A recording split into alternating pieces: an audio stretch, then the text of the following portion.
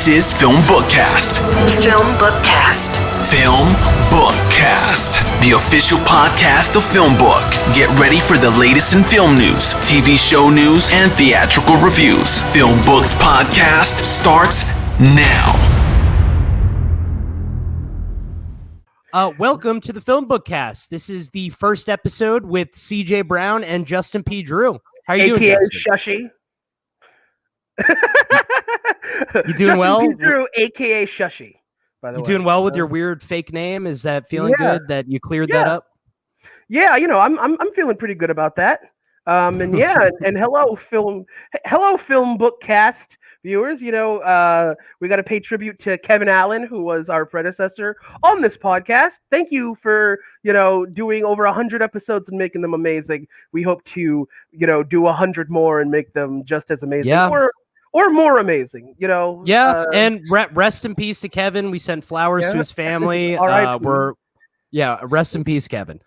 So in this episode, we're going to be touching on several subjects right off the bat. We're going to be talking about very sad. This news broke last night. The very tragic death of Chadwick Boseman, star of Black Panther and The Five Bloods, as well as a bunch of other movies. And we will be talking that in a moment. And at the end of the episode, we will be I will be reviewing Bill and Ted Face the Music.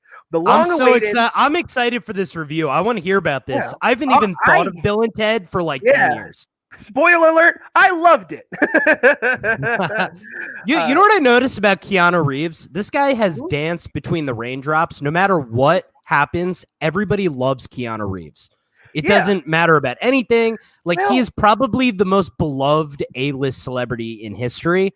I would say that honor used to go to Tom Hanks, but I feel like people have kind of turned on Tom Hanks recently. Yeah, there are unsubstantiated claims against Tom Hanks that are definitely going out there. I don't think I've seen enough. All I've seen is just random Reddit posts and just conspiracy theories on Facebook, but I haven't seen anything that I would consider smoking gun.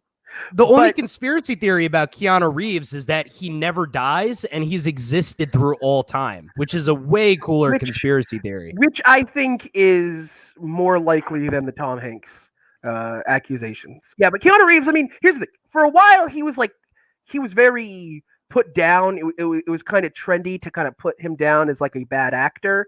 But I think that while I don't consider him a great actor, Keanu Reeves, there's just this earnest spirit to Keanu Reeves that I think gets him a pass, because here's the thing, in everything he's ever done, even if he's a little bit stiff or bland, he's always watchable. And whenever he's playing, and most of the characters he plays are stiff, kind of bland people, so it works. And we'll definitely get more into that. Let's jump into movie news. And as we said a moment ago, Chadwick Boseman has passed.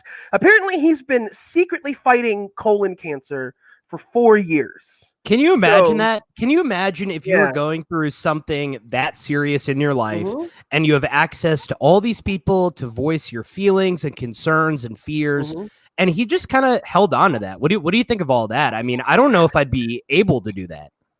You know, it's very tragic. You know, I can't imagine what it would be to be secretly fighting cancer. Although some people had actually, from what I've read, some people actually surmised that he was having health issues because apparently he has been noticeably losing weight, and people were theorizing that it was either for a movie role or he was sick. That were the two options. There has been some evidence of it. I can't imagine, though, what it would be like to film multiple action movies. I mean, this guy, you know, all the most notable movies in his biography have been in the last 4 years. Black Panther, Civil War, Avengers 1 and 2. You know what I'm saying? He has been, most of his movies have been action movies, and most of his movies have been filmed in the last 4 years while he was fighting cancer. So I cannot imagine, discomfort he must have been in filming action. These are serious movies. How, the days for Black Panther, these got to be 15-hour days for 2 months straight. I don't think I could do this healthy. Yeah, exactly. No, I mean, I am a lazy, fat a-hole, and so the fact that this guy, I mean, I always thought he was a great guy. As Black Panther, I think that his portrayal of T'Challa was very iconic. I don't know if they should recast him or just kind of hand the mantle down. Obviously, the time for theorizing that, we're still within 24 hours of the news coming out. The time for theorizing, the future of that franchise is for the future. Right now, let's just talk about the man. Yeah. Do you know what the way you're saying it though? Do you think they're gonna pull like a Dumbledore? Remember, like Dumbledore died. After the third movie, and then they just made a new Dumbledore, and then they just like barely mentioned it. Honestly, I didn't even realize it. So I didn't either. He looked exactly the same. I don't know. They've had, it's just, because with Dumbledore, there's only like, this much, like, actually, it's like big beard, big hat, and then it's just kind of eyes and nose, and so. Well, what they don't tell you is that the first Dumbledore was straight, and then the future Dumbledore was gay. So that was the only change that happened. That was it was a real Paul McCartney. The same thing that happened with Paul McCartney when he died. Okay, and so obviously R.I.P. Chadwick Boseman. Yeah, rest in peace. I feel like he, his career was only getting started. He was only going to go on to bigger and better things, and it's just extremely tragic all around. And and obviously our thoughts go out to his family and all that. Let's extend a very a FilmBookCast thoughts and prayers to him. And absolutely. Wait, I just to add on to that real quick, like when I think of a celebrity, I think of somebody that is going to use everything in their power in order to emotionally manipulate their fans. That could be any adversity that they go through. And to me, it's just shocking that this person has just not mentioned anything. It really does seem to show some like altruistic tendencies that this person had, because they realized that their place in the world was entertaining people, enriching people's lives. And he felt like it would be, troubling for people to know about this. So he, I would say, heroically kind of kept it inside in order for other things to happen. He's like, oh, there's all this other stuff happening in the world. I don't want to tie people down to feeling terrible for me, and that to me is just remarkable. I think that's unbelievable. And I also think that's kind of amazing that he didn't milk this. No milking at all. And because he could have been on like 2020 or whatever the equivalent is right now, getting sat down for an interview about like what it's like filming an action movie, right. And think of all the political commentators where like the second somebody like says something mean to them at a protest, that's all they go on Fox News, they go on CNN, NBC. They can't stop talking about how they're oppressed. Everybody hates them, but they don't have to do that, and they shouldn't. And people will milk a situation. Yeah, people will milk a situation. People will self-victimize or talk about how unbearable a situation. And this dude just did his job while suffering in silence for 4 years. I think that's commendable. And and he did it damn well too. And in a way that I'm happy he's no longer in pain. I think that that is fundamentally a good thing. That's definitely one way to look at it. It's a tragic loss. But moving on. So Warner Brothers, and this is a little annoying, has let us know that there will be an official global launch of a trailer for their new movie Dune, for the Dune remake, on September 9th, which it's just like, cool. All right. Yeah, well, they didn't want to post it 2 days later. That might be a little weird, so they pushed it back 2 days. But here's the thing, though. It's just, I don't know, release the trailer when it's ready. Like, or movie studios have been trending towards this in the recent years. I remember when Jurassic World Fallen Kingdom came out, there was like a teaser for the trailer where all of a sudden it's like, stuff. Tomorrow, the trailer drops, and it's like, 10 seconds of the trailer, and it's a trailer. Like, don't give me a trailer. Of the preview. Fun fact: a trailer is a teaser. Yeah, so it's like but now we're getting trailers for trailers. Like, where does it end? It's like, oh, there's gonna be a teaser for the trailer coming out tomorrow. Here's 2 seconds, and then the next day we get the teaser that's 10 seconds, and then it's like a sequel to a spin-off. It's like my head just starts like looping. I can't. Yeah, it's too meta. I can't handle that kind of stuff. Yeah, it's annoying. It's annoying, but yeah. So, which is cool. Are we looking forward to this though? Are we looking forward to watching the trailer for Dune? Well, Dune was a very beloved book or book series. I'm not sure. I've never been a Dune fan. I'm sure that the FilmBookCast listeners can go and correct me in the comments or at me on Twitter at Shushi Lives and tell me which it is. This one is being directed by and I don't know exactly how to pronounce his name, but Denis Villeneuve. Villeneuve? I don't know. Villeneuve. It's the director who did Sicario. He did Blade Runner 2049, which a lot of people loved. I personally kind of found it boring. But a lot of Blade Runner fans felt that 2049 was a worthy, and some people actually say the superior sequel to Blade Runner 2049. And so the fact that that man is doing this movie is just a good sign. The movie will feature Timothée Chalamet, Zendaya, Oh man, Oscar Isaac, Josh Brolin, Dave Bautista, Jason Momoa, and Javier Bardem. So it's got a stacked cast. And I know that Dune fans are excited for this. So September 9th is a big day for the Dune fans and the Dune fans alone.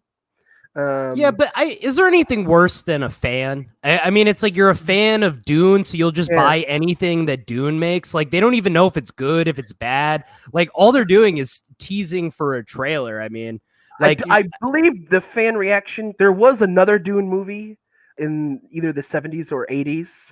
Again, FilmBookCast listeners, please correct me. I haven't looked it up. It was done by David Lynch. It was heavily panned because David Lynch, from what I've read or what I understand, he kind of made it kind of half a David Lynch movie. David Lynch is a bad choice for pretty much any adaptation outside of it's like Stanley Kubrick. When he made The Shining, Stephen King hated it because it was a Stanley Kubrick movie and it didn't have a lot to do with the original works. It really, the whole point, there was a whole emotional arc in the original book. I'm actually very familiar with this situation simply because I grew up in Maine. I was a big fan of Stephen King as a child, and in high school I read at least, I would say, a dozen of his books, if not more, over the years. And The Shining is a metaphor for his alcoholism, right? For his alcoholism. Yeah, and that's not even mentioned in the movie at all. It's about like Native Americans and like space travel. It's great. Like there's hidden satanic messages through it. It's like Kubrick. How much ayahuasca have you done? Yes, yeah. I mean, yeah, for sure. The real thing that really upset Stephen King about The Shining was that the ending of the book. In the ending of the book, the main character, Jack, he sacrifices himself to save his family. Yeah. But in the movie, he just chases his son through that hedge maze and dies. Yeah. So he was basically killed by his son, is essentially what happened. Yeah, lured into the hedge maze and then freezes to death, and then the son and the mother escape.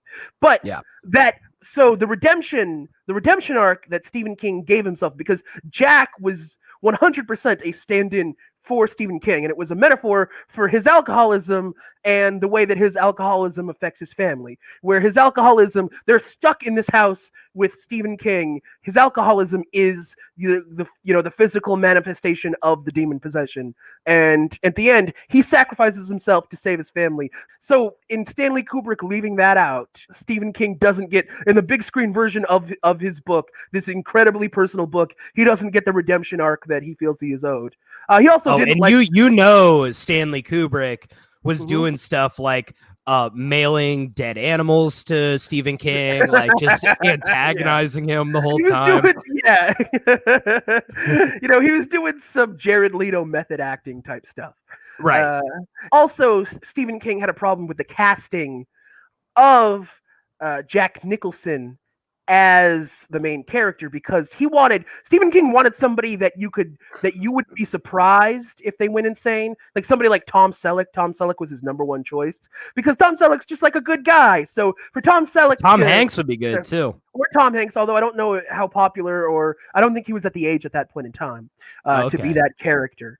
But with Jack Nicholson, from this first scene, like, oh, he's gonna go crazy and murder everybody. Right. He is crazy. His eyes, because the first thing he's just got like crazy sitting there, and his eyes are all just like, "Oh, so you want me to do this?" And it's just like, yeah, this guy might kill the person he's talking to in this scene.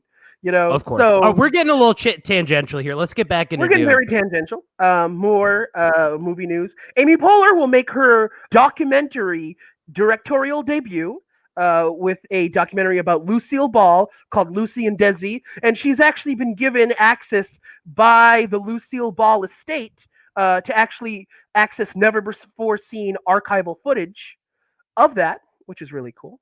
Wow, that's amazing. Amy Poehler is one of those people that she was like a Hollywood star for a while, but I think she's kind of evolved into this like back room, getting stuff done, making projects happen kind of person, which I think is super cool. Her and 30 Rock, who am I thinking of? Tina Fey. Both of them, I feel like, are movers and shakers. They're doing stuff. Oh yeah, for sure. And I mean, Amy Poehler, her portrayal of Leslie Knope on Parks and Rec, I think, is one of the all-time great sitcom performances.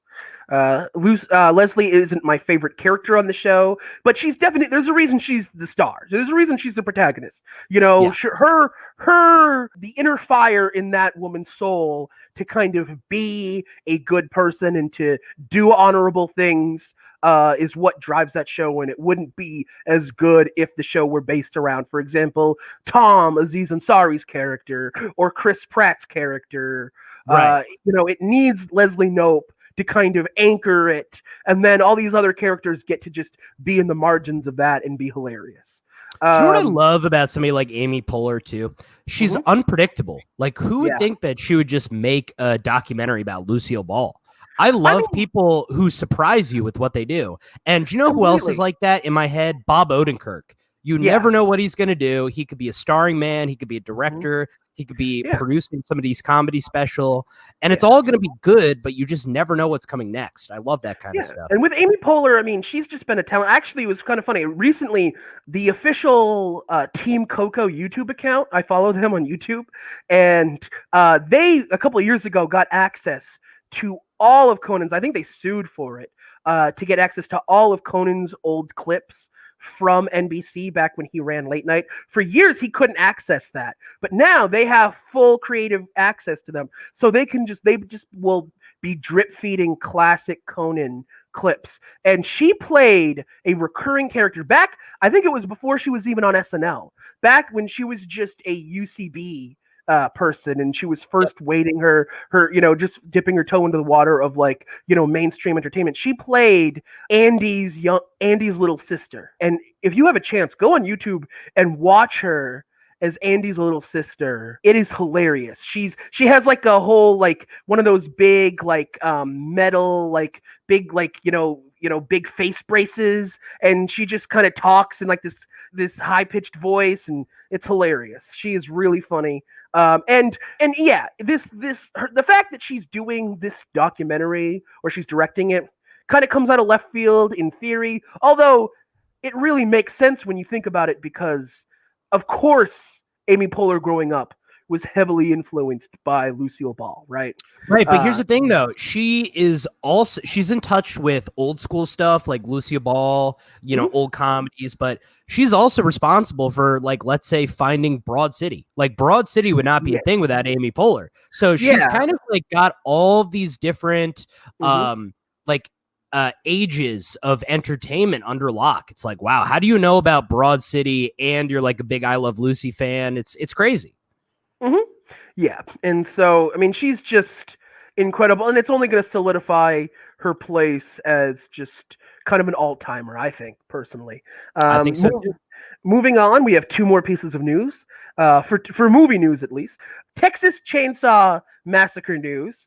Okay, so there is a 500th Texas Chainsaw Massacre. Yeah, Texas. Of course, what do you think they're going to do when they get to Texas Chainsaw Massacre 666? When they bring it 665 Texas Chainsaw Massacres, they're like, all right, well, we got to go big for the 666 one. If a movie producer is listening to this podcast right now, I think they're going to be like, oh, Texas Chainsaw Massacre 666. I think that's going to be the next one in the series. We're getting close. I mean, they made so many of these damn movies. It's ridiculous.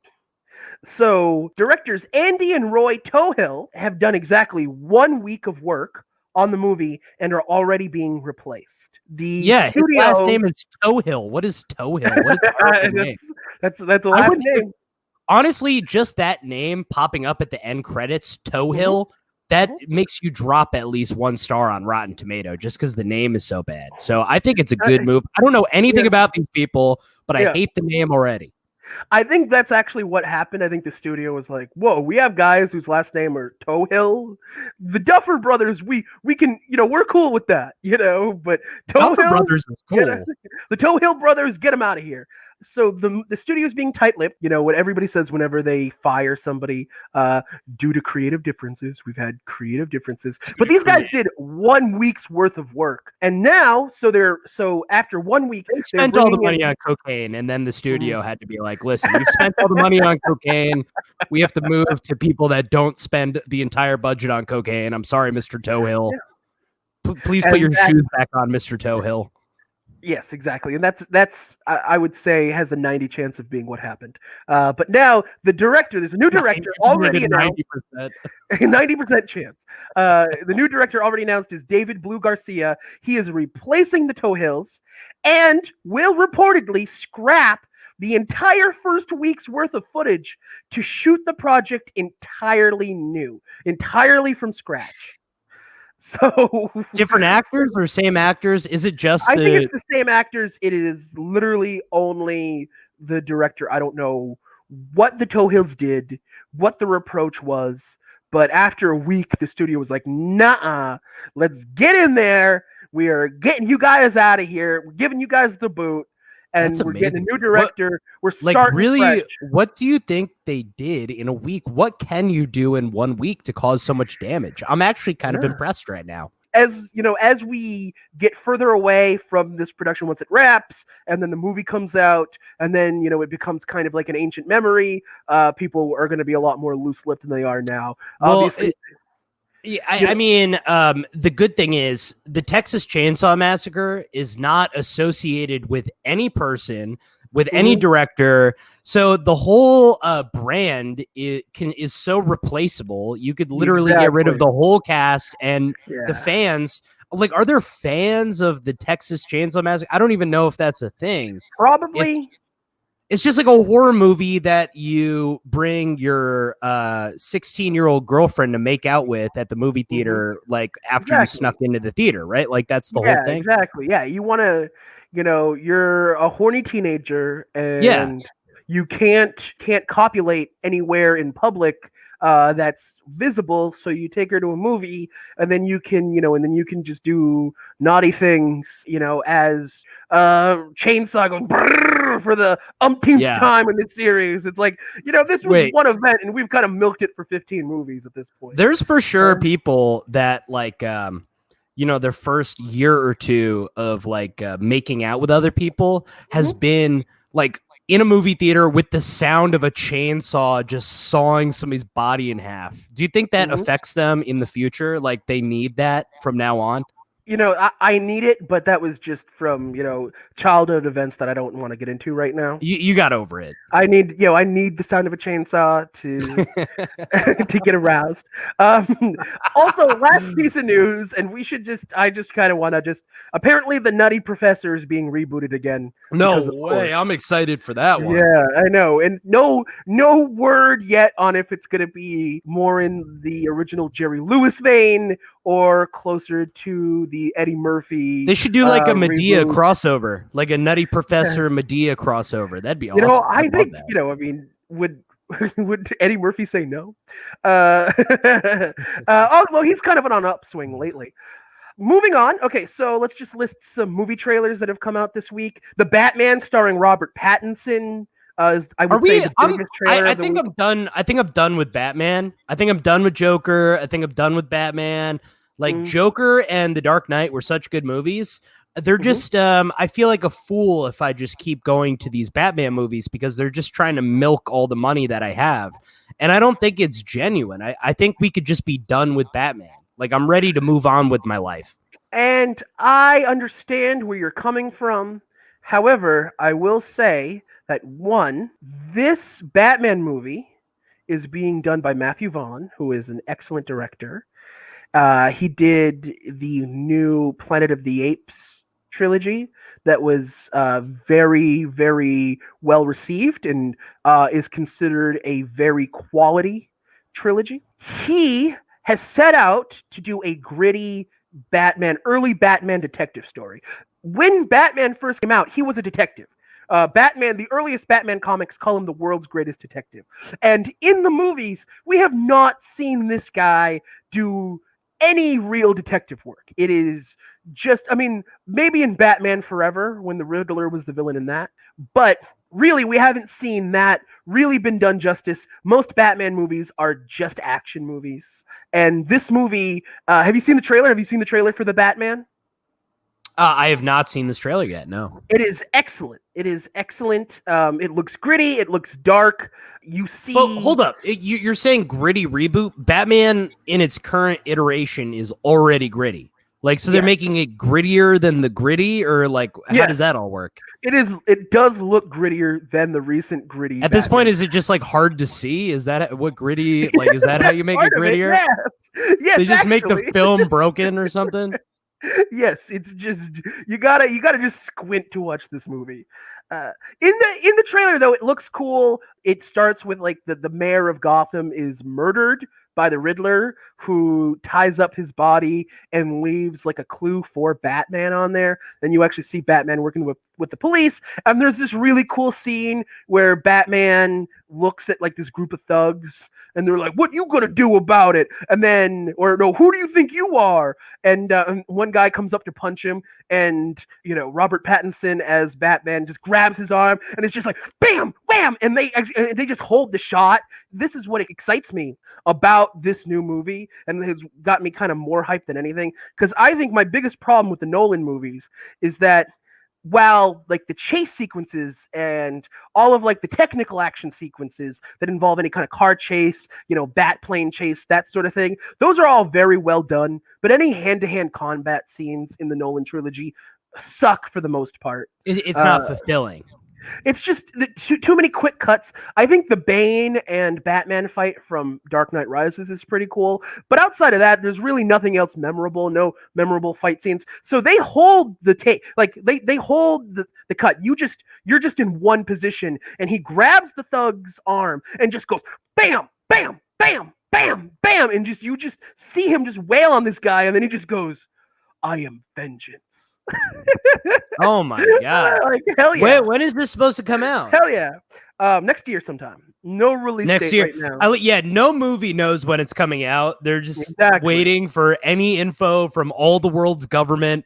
They're like, when are movie theaters going to be open? Should we release it on iTunes? We know nothing. So that's cool. I'm excited for that. Also, we got a teaser. I'll probably end up seeing that, to be honest with you. Like, I'll see it, but I won't be happy about seeing it. Yeah. Unless it's good. Anyway, neck beards, not my type of neck beard. People who look like us, though. People who look like us are getting mad because Jeffrey Wright is a black man and he's playing Commissioner Gordon, and they are mad about that. I mean, you can't have a black man playing people in movies. What a ridiculous idea. Yeah, I know, but you can't have a cooler version of people doing stuff. That's not acceptable. He's a perfect Commissioner Gordon, and people just need to shut up. Also, we got a really, really underwhelming teaser for Black Adam starring The Rock. That seems like they haven't even done any filming yet. It's because the whole thing was just like animated, like it was like a cheap video game cutscene.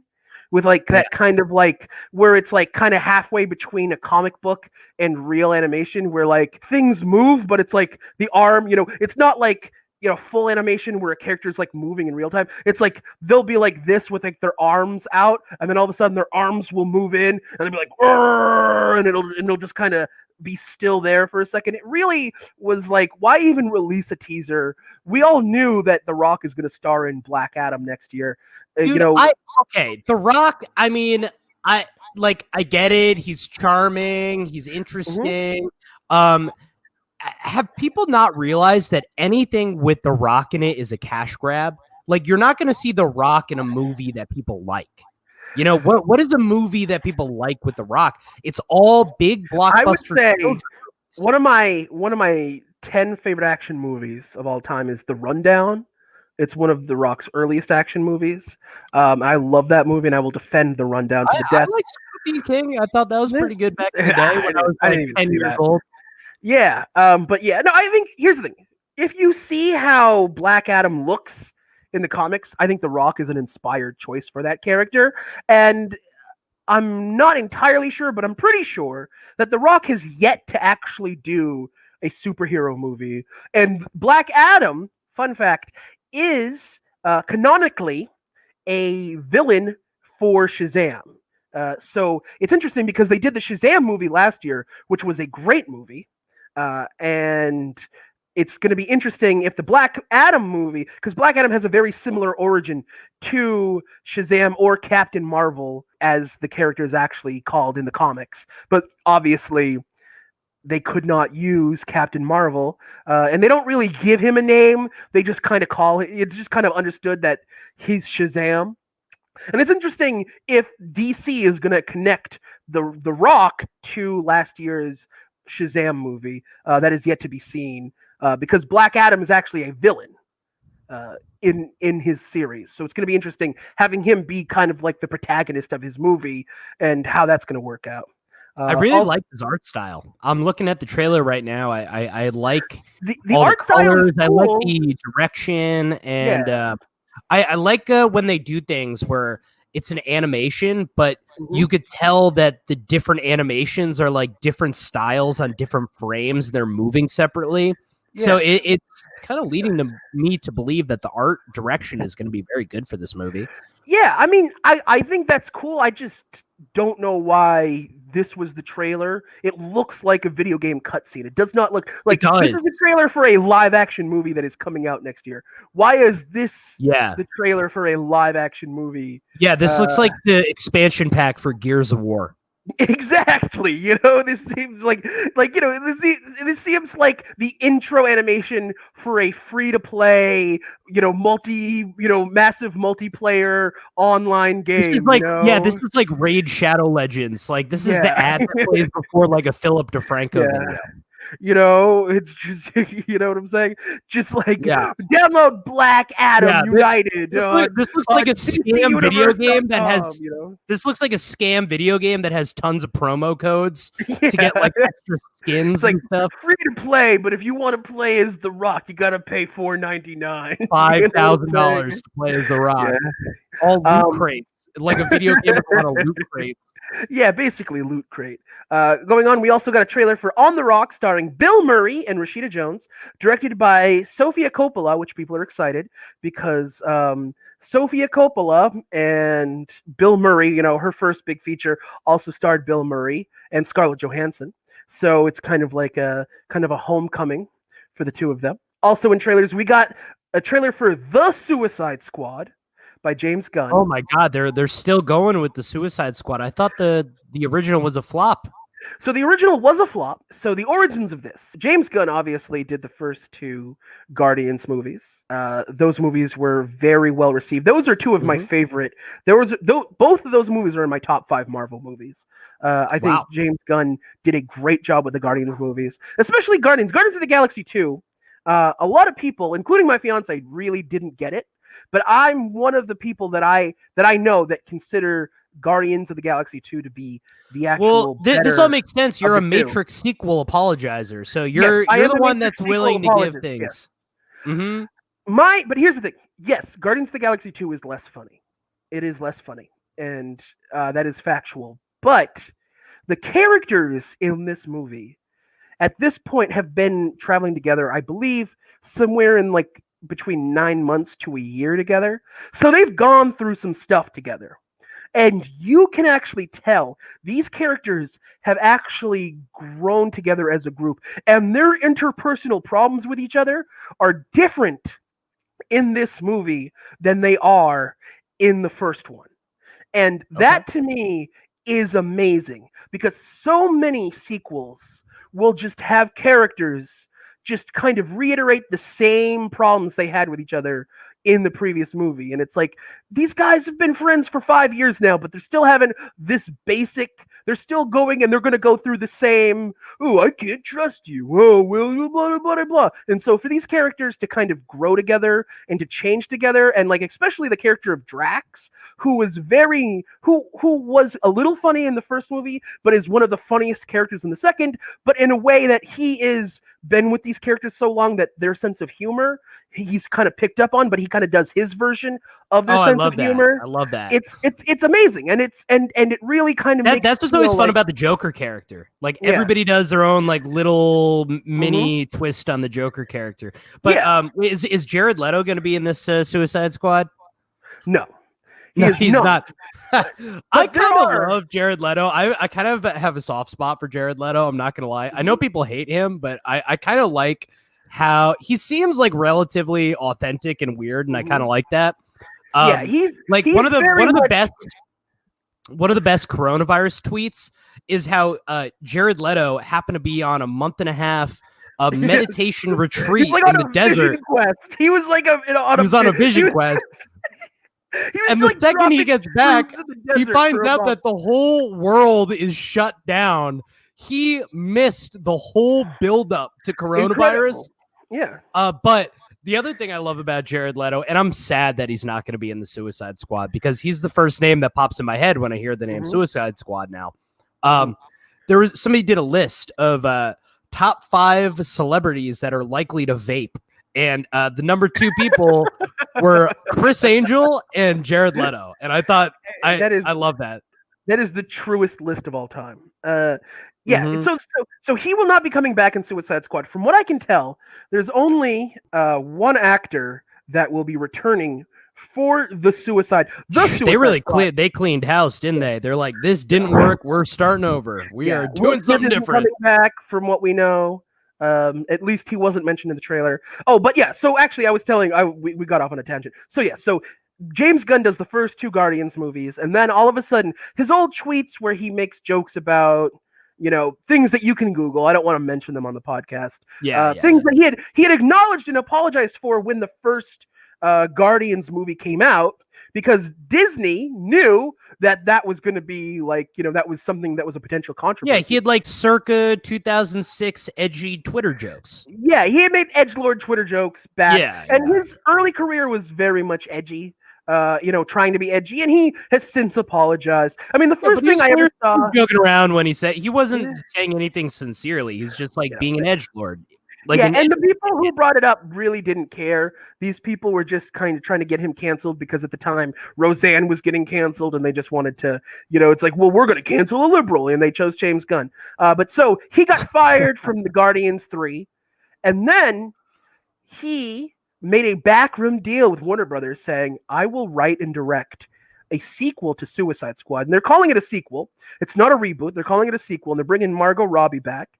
But it's going to be very much its own thing, very much a standalone movie. They're saying that you're going to be able, yes, it is technically a sequel, but you can watch this and completely understand what's going on, and you will not need to watch the first one to watch this. But so it stars Margot Robbie, Michael Rooker, Pete Davidson is in it. Oh God, my least favorite comedian. Oh my God! If I have to, I will never give him $1.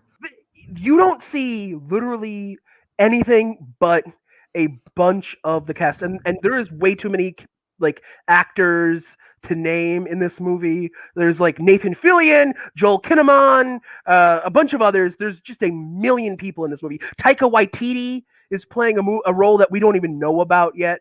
We don't know who he's playing, but he's in it. There's a ton of people, and the trailer is literally just 2 minutes of them showing the actors in their costume faces. With their faces and just them posing in costume with their weapons and everything, and then just their name and then the name of the character, and that's the trailer. That's the thing about a director like James Gunn. I mean, he made Guardians of the Galaxy. He knows, like, these actors know that this is like a kingmaker. Like, he creates people that are top tier A-list celebrities based on the roles that he gives them. So everybody and their mother is going to want to do a movie with James Gunn as the director. even after the controversy, because and especially like the Guardians cast came out in support of him, and then he eventually got rehired to Guardians 3.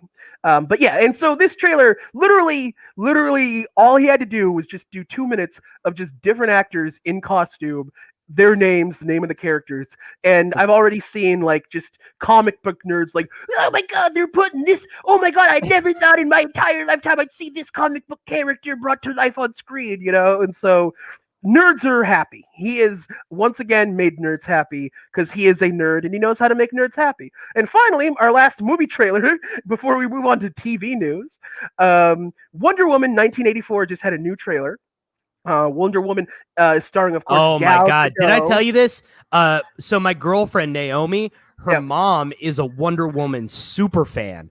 She's got a whole section of the house dedicated to like Wonder Woman mugs and figurines and all the. Oh my gosh, she's gonna love to hear this. Oh yeah, and you should show her the trailer. So the trailer gives us the first look at the villain of the movie. The villain is actually played by Kristen Wiig, who plays a villain named Cheetah. It's with an H at the end, Cheetah, and. Ooh.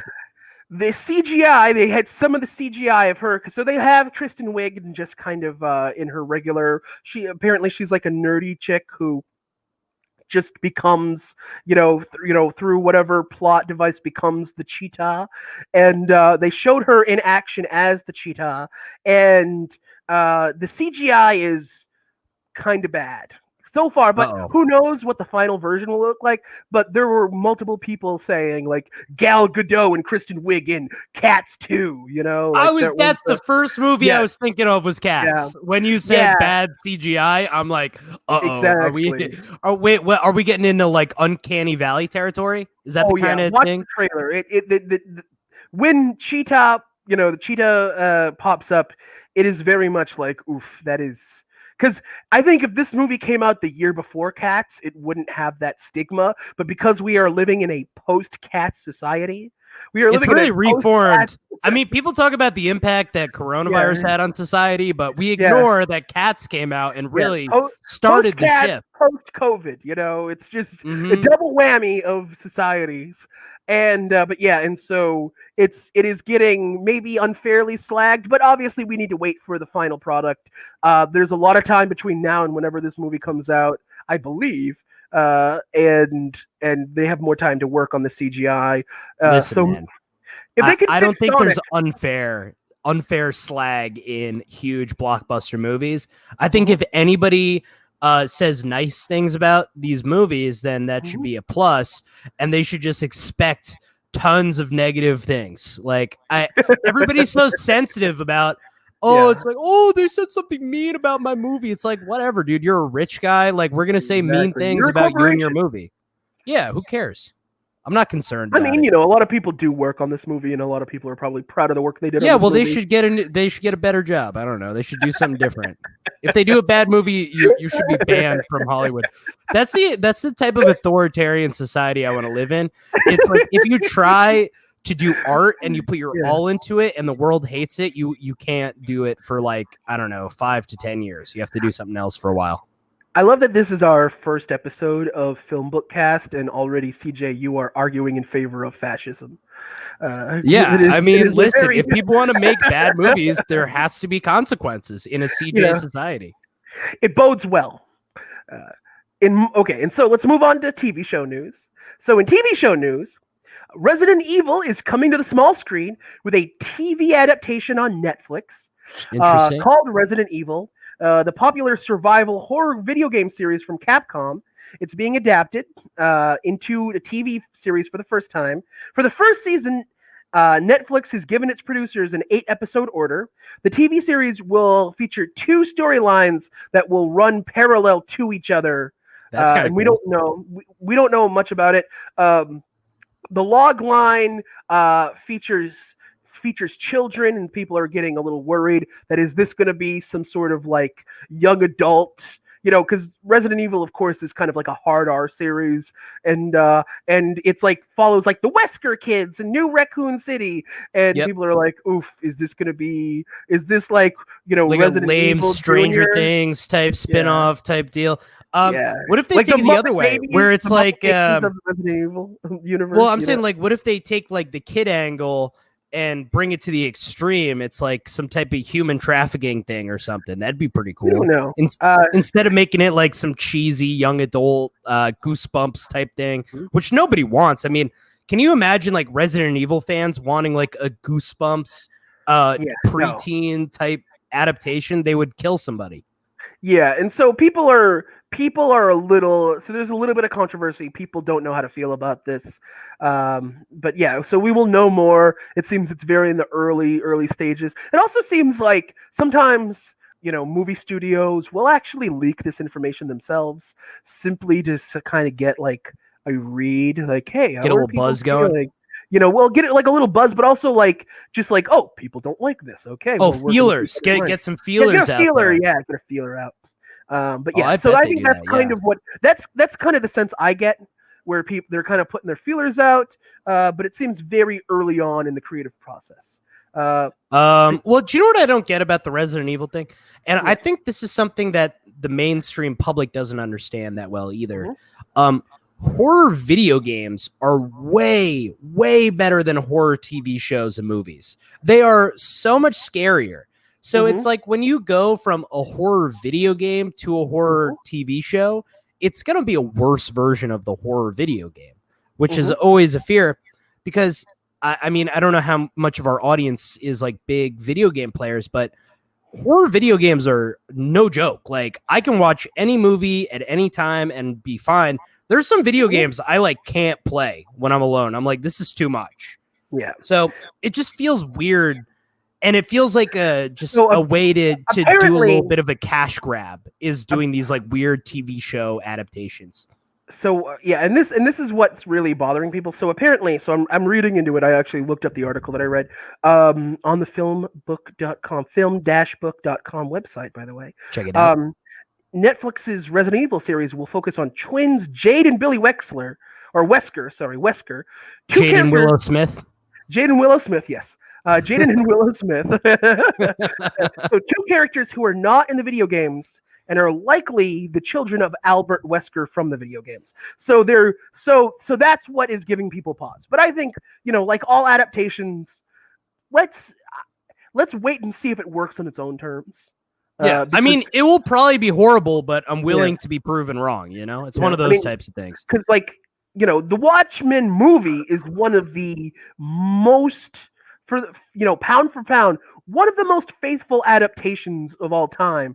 That's a top 3 superhero adaptation for me. Would be Watchmen. But it was I love the Watchmen movie. Very controversial and not super well received. Although I think it was a good movie, but only if you read the comic.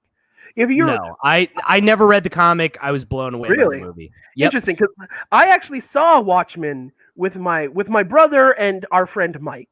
And our friend Mike, super nerd, had read the comic. I read the comic in preparation for the movie, so I knew what it was going in. My brother, who had never... Were you mad about the squid at the end? No, I didn't care.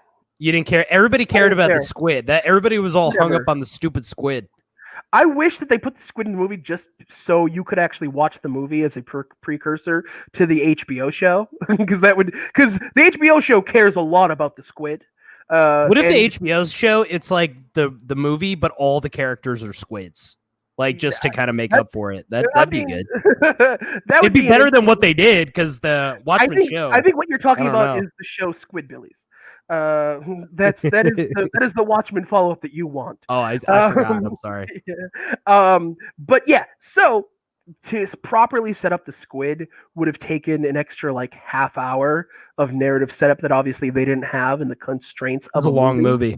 They should have just, because I think the only way to really do an adaptation, a live screen adaptation of the comic, and like really hit everything that you need to hit to set up the squid, it would need to be a TV show. It would need to be like, 10 hours worth, because the comic does a great job of subtly setting up the squid the whole way, but the movie With couldn't like do all that. the letters and stuff in between the Yeah. chapters. That's kind of how they set a lot of that kind of stuff up. Yeah. And that's how they set it up. But for the movie to do that, it would have had to add so much extra stuff. So the way that they do it, where they just make it like, oh, he just is bombing these random cities, that checks out. And that's a fine, that's a fine way to go about it. That's a fine substitution, in my opinion. Obviously, some people don't feel the same way. But yeah, so I think, going back to the Resident Evil thing, I think people just, let's wait and see, whatever. And if it's bad, it's bad. They'll inevitably. It's on reboot Netflix. it You're not again. spending any extra money on it. All it's doing is wasting your time. Yeah, you're not chopping off a hand to watch this. Just sit down and just shut up and wait for it to come out. Personally, Yeah. But then I'll just go and get mad about like the Avatar. As a fan of Avatar: The Last Airbender, I'll get mad at like, oh, they're ruining the series. So who am I to tell anybody what to do? Also in movie news, or sorry, no, we are on TV. Also in TV news, the show Infinity Train aired its season 3 finale on HBO Max this past week, which is fantastic. Infinity Train is a very little watched children's cartoon. It started off on Cartoon Network, but now on HBO Max, all 3 seasons are now available to watch in full. I highly recommend them. It is one of the best children's shows. This is why Justin's here. He's here to recommend, entertainment designed for children, because this is what he does with his time. Yes, indeed. And you sort through the good children entertainment from the bad children entertainment, so we don't have to subject ourselves. Yeah, and there's a lot of garbage there. There's a lot of stuff that's just not for me, like the Steven Universe stuff. I understand that it's very good. It's just not for me personally. Sure. But Infinity Train is cool. And I kind of want to get to this because the creator did an interview this week, basically saying that he is fairly certain that Infinity Train will get canceled due to its low ratings. It was always kind of low rated on Cartoon Network when it first aired. The first season was not very highly rated, and was only got another season because they just get critical acclaim. And so it's one of those shows. It's kind of like Arrested Development in its original run, where Arrested Development flew by and kept getting more seasons purely because critics loved it and hailed it, and it had a very devoted small fan base. Right, but nobody really watched it on a serious level. Exactly, until it was on Netflix.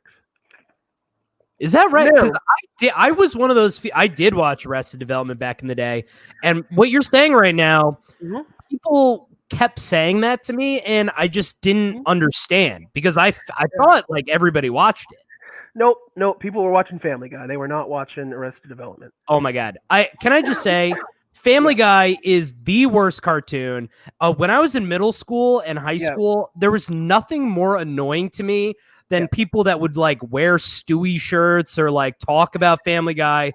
I thought it was a show for rubes, and I just hated it. And the fact that a show like Family Guy would capitalize people's time away from a show like Arrested Development, to me, is like a societal ill. That's like terrible.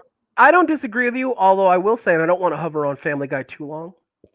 Excuse me. Sorry. I don't want to hover on Family Guy too long, but I will say the first 3 seasons were fantastic, and then it got canceled. Okay. Season 1 was really good. I thought the first 3 seasons were great. Coming back, how many people do you think are like writing me death threats after all that? We'll see. Yeah. Time will tell, I suppose. I don't know. I would say 2 more than already are. This is really not going to increase it exponentially. No. It will, but you got your hate base. You got your fan base of haters. But yeah, I think by the way, do you see that as like a problem? Like, let's say you're somebody that like every time you went on stream, 5,000 people watched you, but like 3,000 of those people just hate you. Is that like a big problem? I don't think that's a big problem. I think that's the same ratio as people in my family that hate me, so I'm used to it. I kind of like the thought of like hate fans. I think it's kind of funny. Like Do you know it's like that, like a Keemstar, like drama alert? Like 90% of people who watch the video just hate him. Or President Trump, you know? That guy Right, has because do you know a what? ton It's of like hate fans.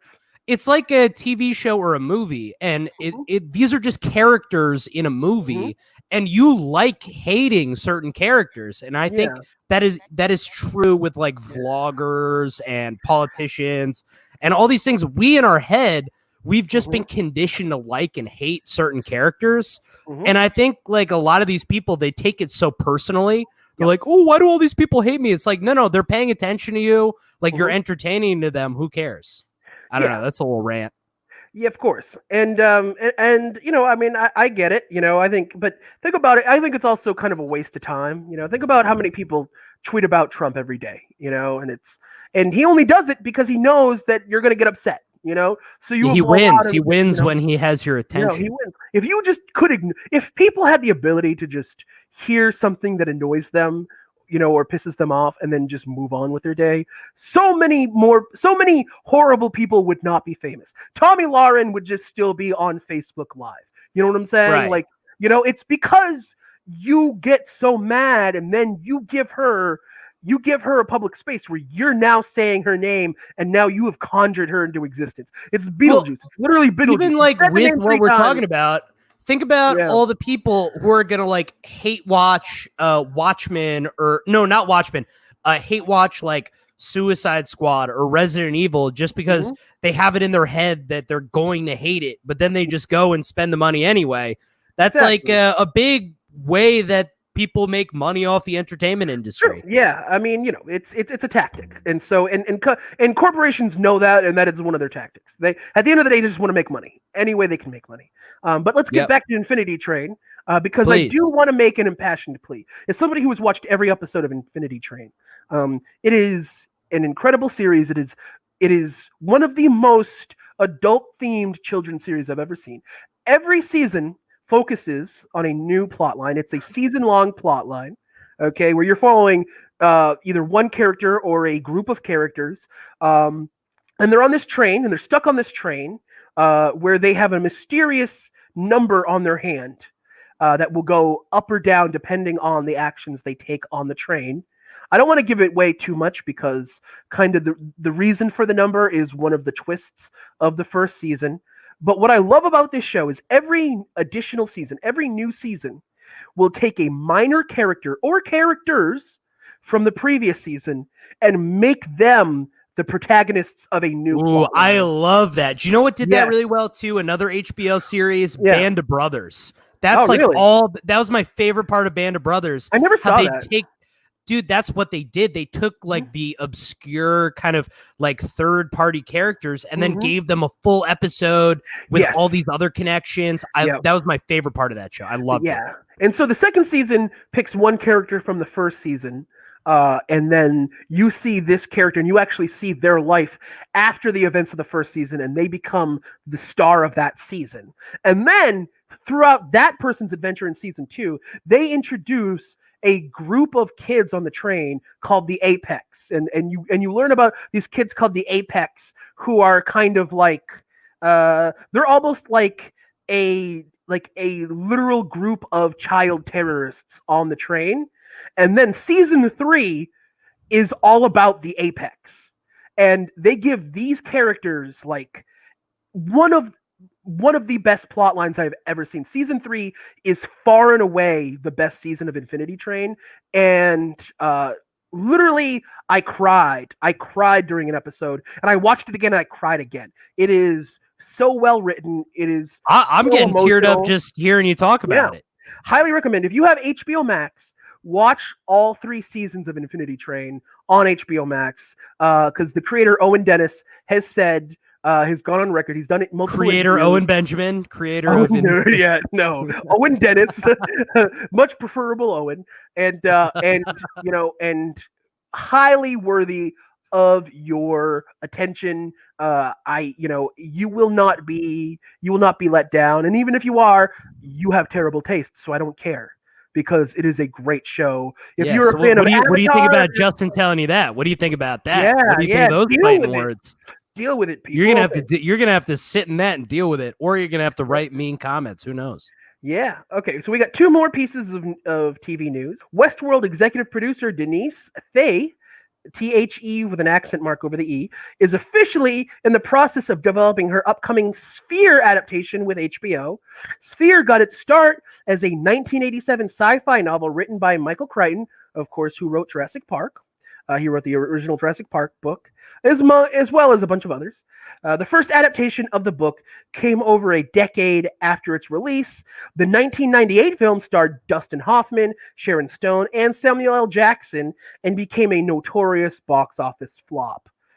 So it's going to be interesting if, how Sphere will be handled, if it'll be like the next Westworld that'll become its own little TV dynasty, or if it'll be a flop like that movie. I mean, I really hope not. I really hate the urge that people have to make sequels and long seasons of TV shows.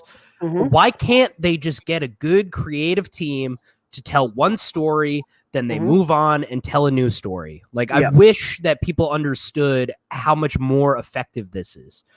Yeah. I mean, we'll see. I'm open, I'm open. Listen, that whole whatever. team of people sounded very exciting. I mean, very, very exciting. Yeah. I will definitely watch that as well. I mean, anything with Michael Crichton, that's how you pronounce it? Michael Crichton. Michael Crichton, yeah. I mean, Jurassic Park is just one of the all-time greats. Fantastic.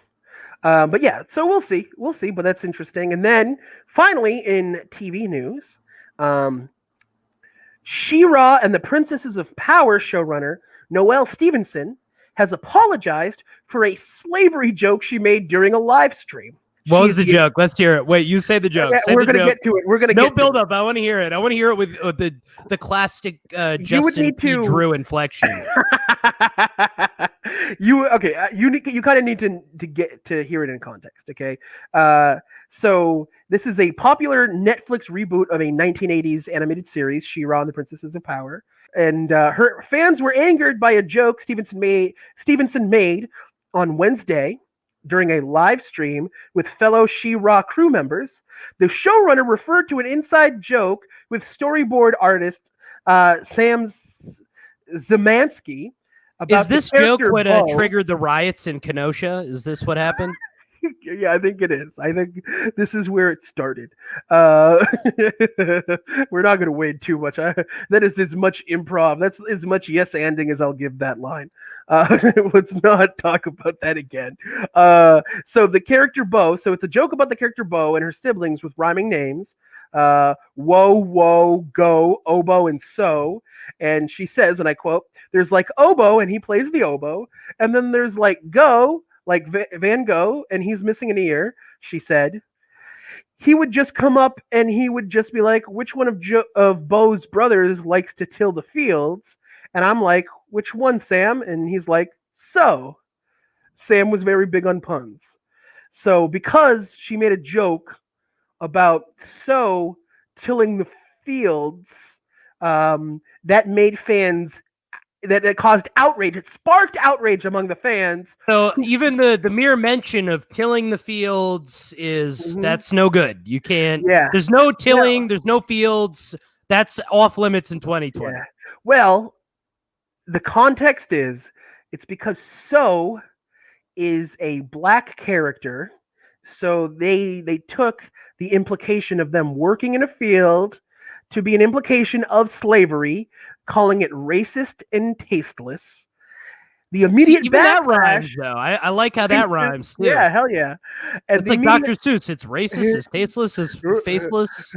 So, so and Bo and oboe and go, it's racist and tasteless and faceless and tasteless, And so the immediate backlash from fans caused Stevenson to apologize for her statement, because of course. Yeah, she should go to jail too. She should go to prison. I don't know. What do you want? Like, what do you do? I don't know. From the series immediately. We need to behead her in the market square. People need to know, She needs to be baptized or something. I don't know. Yeah. Like, what do you do with somebody like that who just says a random joke? At this point, I feel like, Are people actually upset about this? Who knows? It says, here's the thing. They'll say fans were outraged, but you'll go and look and it'll be like, Yeah, 20 nobody people cares on Twitter. It's never the for a fans show that are that gets outraged. millions of views. It's always just some random dummy who's just trying to do a smear piece. I mean, sometimes that's not true. Like sometimes people say things that are totally out of line and the fans are upset about it and it's out of character. But I just find it hard to believe like some random one-off nonsense that this lady said would cause such an I don't know. It doesn't make any sense. If this person had dropped an N-bomb, if they had really that'd be a little much. That would be a lot. Or if it was something where it was like a Nick DiPaolo joke where you're like, whoa, oh, whoa, what? Who? That's a little much, that was, you clearly just have hate in your heart. I think it was it was a pun. It was a pun joke. It was saying, oh, they'll till the fields because you're sowing, it's just, it might not even, here's the thing. It might not even been stuck in that person's brain, like the image of slavery. It's all these people with their racist brains being like, oh, that's like slavery, and it's like, you know what it's like? It's like people, like I can joke around with my girlfriend. I'm like, oh, I'm going to hit you, blah, blah, blah. Cause I'm not going to hit my girlfriend. It's the people who get all buttoned up about it. Like, how could you say that? It's like, oh, you got some weird, there's something going on with you. Like you're hiding something. Yeah, I think it's definitely like, it's Freudian, right? It's Freudian. It's, she should do a documentary where she works on the fields all day as to like understand the experience. And then she could make it like a whole Netflix documentary. Maybe. Would that appease people, or would that make things worse? That would make it worse. You can't. These people, you can't please them. You just gotta acknowledge them and move on. They should just ask me. Like when people get into hot water, they should ask me what to do about it. Oh yeah, I'm sure that would totally help them, CJ. Here's the thing. I think they apologized. Here's the thing. Apologizing and moving on is the way to do it. Saying, I'm sorry. Obviously, that was not my intent. I'm sorry. It didn't occur to me at the time I made the joke that would be, that's something that you could associate with other thing, blah, blah, blah, blah. Because if you go and you try to grandstand and you try to make it like a free speach thing. Yeah, don't do what Brian Callen is doing right now. Just whatever you do, just don't do what Brian Callen is doing. We're not going to get canceled. Hear my full hour-long explanation on my podcast Saturday night at 8 p.m. It's like, oof, bro, wrong, cringe, super cringe. So I think did the proper thing, made the apology, maybe take like a few days off of social media, come back with a cute picture of your dog, and then you're fine, right? So that's that. That's all the TV news we have. Now let's talk about. There's been just 3 TV show trailers that I think were notable. So we had this is the big one. We finally got a trailer for Zack Snyder's Justice League. I love Zack Snyder. He did Watchmen and 300, right? He did Watchmen. He did 300. I rewatched 300. That movie is so awesome. It is so violent and disgusting and gritty. We were talking about gritty before. You want to talk about a gritty movie? Oh my God, I love it. That movie is like disgusting. The art style's cool. It's all sepia tones. Mm-hmm. And so, and obviously, just a little bit of background on Zack Snyder's Justice League. Justice League was the follow-up, kind of the third and kind of a not official trilogy. He did Man of Steel for Warner Brothers and DC, and then that was followed up by Batman v Superman, Dawn of Justice. Which was not, neither of those movies were very highly reviewed, but have very passionate, smaller fan bases. And then about halfway through Justice League, Zack Snyder's, I believe, daughter killed herself. So he recused himself from the movie. He quit the movie. What's his name? Whedon. I got to look it up. Joss Whedon. That's it. Yeah, he did Buffy. He did, He did the space show too. What was the space show? Stargate? Is that what he did? Firefly. Here, let me see. Oh, Firefly. Yeah. Firefly. He did Angel. He did Buffy. He did Spider-Man, I believe, with Tobey Maguire. No, that's Sam Raimi. Oh, Sam Raimi. Right. Sam Raimi did Spider-Man. Yeah, Joss Whedon. Sorry, my brain just crapped out for a moment. But yeah, so Joss Whedon stepped in. It was the end result was this horrible mutant creature that you could actually literally by looking at the lighting in a certain scene, you literally could tell if Zack Snyder directed the scene or if Joss Whedon did. Simply that's so because funny. Joss Whedon, while I think is an overall better writer than Zack Snyder by a wide margin, as a director, really not. How do I want to say this? Very ambitious. I think the first Avengers is a fine movie, but visually it's really certain scenes kind of are kind of lit like a CW show or or like a sitcom. Like his lighting is not very the cinematography isn't groundbreaking. And Well, so Joss Whedon's one of those guys where he knows he's got like a million people that will watch whatever garbage he puts out. And I think he really internalizes that and doesn't put in enough work into his projects. I mean, you could make that argument. He's done some amazing stuff. I loved Buffy. Buffy was one of my favorite shows. He co-wrote my favorite movie of all time, which is Cabin in the Woods. So, although that was directed by Drew Goddard. Drew Goddard directed, who I think is a much better director overall. But yeah, so in the years since, people have asked for the Snyder cut of Justice League, and Warner Brothers being like, hey, we need content for HBO Max, gave him the money to actually go back and finally finish his cut of the movie. And they released a 4-minute trailer. I never saw the original movie. I saw Man of Steel. I felt no need to go watch Batman v Superman. But the people who have wanted the Snyder cut so far seem to be pleased by this trailer. I believe from what I've read, and again, this or anything else that I have said that might be incorrect or not the full truth, or just missaid, please, FilmBookCast listeners, go into the comments, light me up, just roast me hard, make fun of me any way you can. Yeah, we want that, by the way. Interact, make fun of us. Controversy Who cares? sells, baby. Yeah, we're dumb idiots with stupid opinions. Like you can make fun of us. That's fine. I hate myself. But yeah, and so don't worry, they hate us more, Justin. Don't worry. Hate us more. But yeah, so from what I understand, Zack Snyder's Justice League will be 4-hour-long episodes. So it'll be a 4-hour cut, and it'll be airing on HBO Max sometime next year.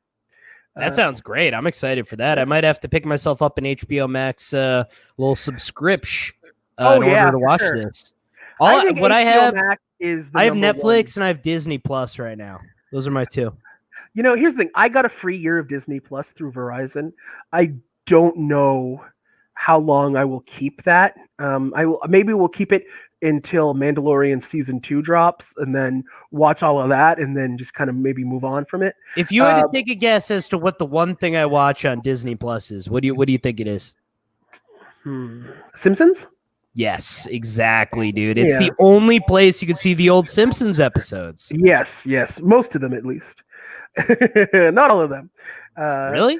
Yeah, they took out the Michael Jackson episode, which is one of the best, one of the top 3 episodes of the whole series, which don't even get me started. Don't even get me started. Okay, we won't talk about that. You'll get too upset, and then I'll have to unwind your upsetness, and that'll take an hour and a half, and then we won't even get to the film review. We won't even get to. We're so close to the film review. We're so glad.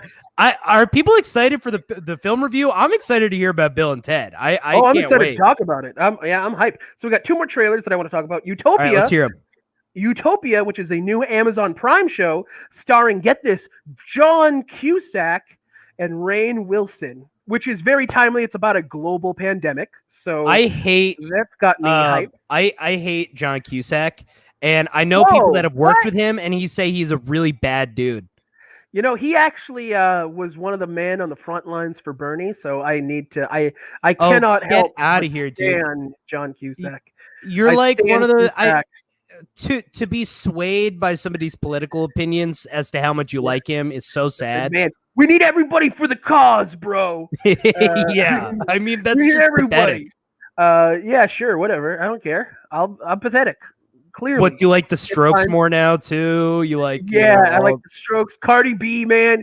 Cardi B. Dude, I have defended Cardi B on Facebook, bro. She's so funny. I She's could listen to her hilarious. talk for an hour and a half. She's so funny. She's amazing. I mean, she's an idiot, but she's really funny. No, she's very intelligent. If you actually watch her interview with Bernie Sanders, and even her sit down with Joe Biden, when she's talking to Joe Biden, she is outmaneuvering Joe Biden with the way just. Well, that's not very challenging. That's not very challenging, but it's still happening. I like Cardi B. Cardi B knows Corn Pop. She's related to Corn Pop. She's Corn Pop's granddaughter. Yep. He just needs to. It's like, have you ever seen Kill Bill? Yeah. At the beginning of Kill Bill, where Uma Thurman just murders that black woman, and then she looks at her daughter and it's like, if you want to come at me in 20 years, go ahead. That's Cardi B with Joe Biden. Cardi B, that's a great comparison. I love that. If anybody listens to this podcast, we're gonna have to apologize like we're running She-Ra. And then finally, there's a new show coming to HBO Max called Raised by Wolves, created by Ridley Scott. I like that. About robots kidnapping human beings and running away to a planet to try to populate that planet with kidnapped human children. Isn't that just exactly what Elon Musk's 10-year plan is? I don't know. Did he just steal Elon Musk's 10-year plan? It's I'm pretty sure they literally put Elon Musk in a vat and connected cerebral things to his mind and just wrote down his dreams. And they're like, oh, this will be a great script, that is, and then it's about humans coming to that planet to get the kids back. We need to get our kids back from these robots who think they're human. The robot, also one of the robots thinks she's a human, and that seems to be the big thing. I don't know. That's like Westworld with the one girl that kind of gets away. Yeah, kind of. Visually, it looks stunning. Visually, it looks like a movie. Who knows? Like anything with Ridley Scott, visually we know it's going to be great, but what's that script like, right? And so that is all our TV trailers. And now sounds like I mean, frankly, all the movies you brought up in TV shows, I could give or take all those. I don't know. Those sound fine. Those all just sound like kind of boring, really high budget summer blockbuster nonsense. Yeah, but that's everything. No, there's still people putting out good stuff. It exists. Cool. And for the people who really wanted the Snyder Cut to come out, I'm happy for them. They've answered. Listen, anytime where somebody who makes comic book, movies or TV shows actually listens to a fan or listens to the fans and actually acts on it, I think is great. More. I think some of the worst comic book properties of all time are from people who are like, oh, who gives a crap about the fans? Let's just make what we were going to make. Let's just make a generic action movie and just call it a day, so. Let's make Ghostbusters, but no, I'm not getting into that. I have no opinion on that, by the way. I have no opinion on that. I'm not trying to be that guy. I just felt like that was the right thing to say. Yeah, I think Ghostbusters. I'm excited for the new one. But yeah, how funny would it be if Milo Yiannopoulos was the star of that? I think that dude's starring at at a McDonald's right now. I think that's his he looks sickly. Star cashier. He would be. I think he's giving up. He's another character that's an idiot, but really entertaining. Mm-hmm. I hate watching him. And yeah, I wish he didn't take it too far with the Ghostbusters stuff because he had a very entertaining Twitter. Yeah. But that's the problem with these people. It's they always take it just a little too far.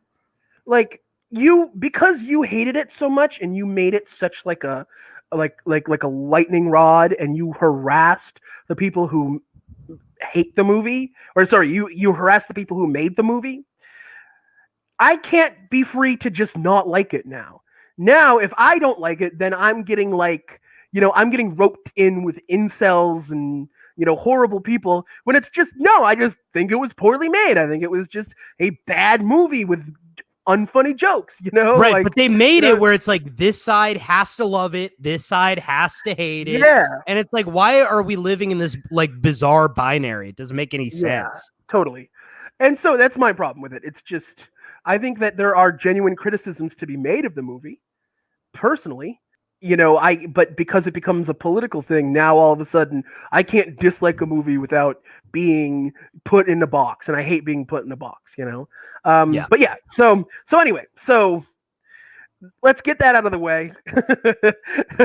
They are free to edit this as much as they want. Now, or you are. I don't know what we're doing. You're recording this, right? We haven't done this all for naught, right? No, this is practice. We're gonna do this right after we do all this. That's how this is gonna work. No. Let's move on to the final segment. We're gonna give the film review. Yes. You just watched Bill and Ted 3, the third Bill and Ted. I paid the full $25 and owned Bill and Ted 3 now. Ridiculous amount of money. They're just trying to, because they know a movie is like $10-15. They're trying to add the popcorn soda money on top of that. I'm so offended by the $25 price tag. Here's the thing.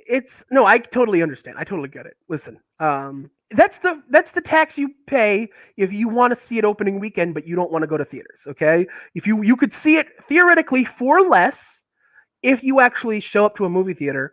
I don't want to do that. I don't want to go to a movie theater right now with the world like it is. No. I completely get it. I will gladly pay. Thank you for putting this movie out in a way that I can watch it right now instead of making me wait 3 months. Thank you. I will pay the $25. Now I will pay the Corona tax. I will pay the Corona tax. Yes, I 100% will. Now, have you seen the first 2 movies, CJ? Yes.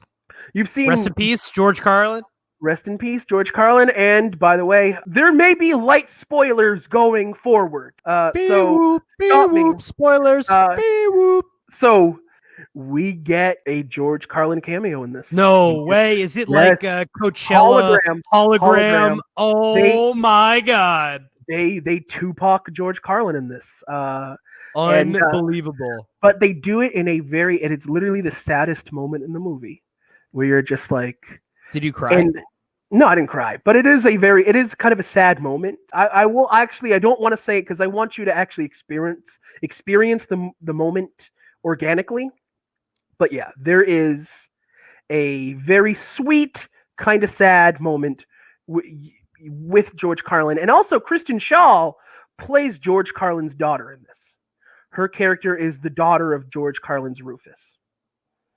So that is how they kind of follow everything up. As a movie, though, I think, in my opinion, it is the best of the 3. Wow! Whoa! Hold your dang horses! Are you serious? Is it by the same director, or is this a different team? Written by the same writing team. All 3 movies had the same writing team. Wow! Amazing. Yeah. Yes, indeed. Because, we were saying before. Franchises like Texas Chainsaw Massacre or Resident Evil, these are franchises that aren't tied to any writer, any director, any actors. But when I think of Bill and Ted's Excellent Adventure, I think of very specific people.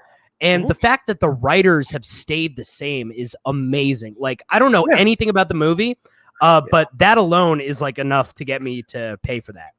Yeah, and Keanu Reeves and Alex Winter were very heavily involved in the creative process, in like the story and where the plot goes. And it's clear that everybody involved didn't want to ruin the legacy. I do need to kind of quantify what I say by it's my favorite of the 3. I don't love the first 2 movies. I think they are good. I think they are good, fine movies. I think that they each have bits that are extremely funny. I think that they are sloppily put together movies as far as plot lines go. Both the first and the second movie kind of have what you might call the middle of the movie problem, where it's just And this movie has it as well. This movie definitely has it as well, where it's just you're just like an hour and you're like, what is this plot? Like this plot is just, I have no idea where this is going. I think actually the third movie probably does the best by that margin, because I feel like this movie, more so than the first two, this movie actually has two concurrent plot lines.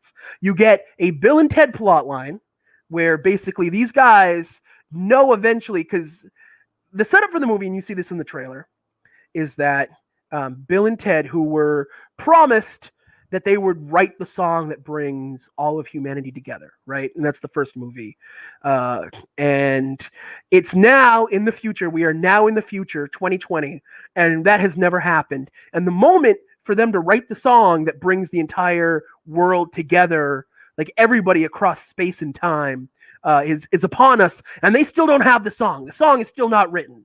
So their genius idea is that they're going to go in the future to talk to future them to get the song to bring everybody together. So you have the A plot line, I would say, is Bill and Ted going to do that. In this movie, we get very early on introduced to Bill and Ted's daughters, and they literally name their daughters after each other. So Bill's daughter is Thea, who is named after Ted Theodore Logan, right? And then Ted's daughter is Billy, and it is confusing, for sure. And their daughters are basically just mini them. These are just, Bill and Ted Jr. We are getting, basically if this movie is a big hit, we will be seeing Billy and Thea's, bodacious bop around or whatever. We're gonna get some sort of spin-off if this, especially if COVID hadn't happened and this got like the big release it deserved, and it was like, 100 million opening weekend movie or whatnot, we would most likely get like some new franchise based on these characters. It definitely seems like a way to like kind of keep this franchise going. We don't know if it's not selling well. I mean, it could sell on the same level as a theatrical release. Have you looked into that at all? I know that Universal's Trolls World Tour, they actually announced that the movie made, because they did the same thing that Orion did with Bill and Ted and just released it. And released it on, just through iTunes or wherever you can buy movies.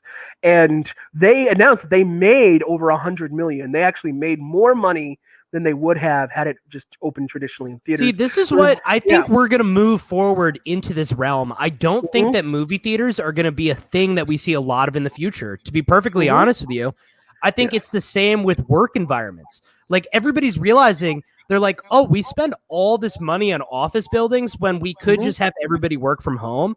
And I think it's going to be similar with the movie industry, where they're like, look, we've conditioned people to get used to the fact that they're going to be buying the new movies on iTunes when they come out.